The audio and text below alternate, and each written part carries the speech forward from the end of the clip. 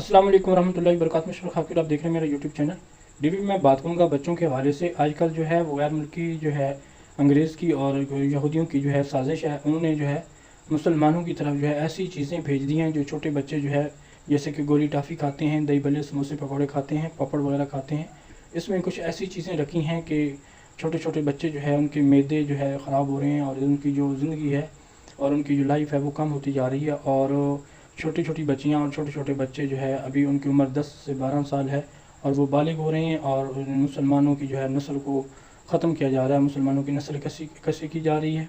इसलिए तमाम अहबाब से गुजारिश है कि अपने बच्चों को ये पिज़्ज़े से, शवारमे से, ये दही भल्लों से, समोसों से, ये पापड़ों से, निमकों से, आजकल मुख्तलिफ़ किस्म की ये सलंटियाँ और इस तरह की ये सारी चीज़ें आ गई हैं।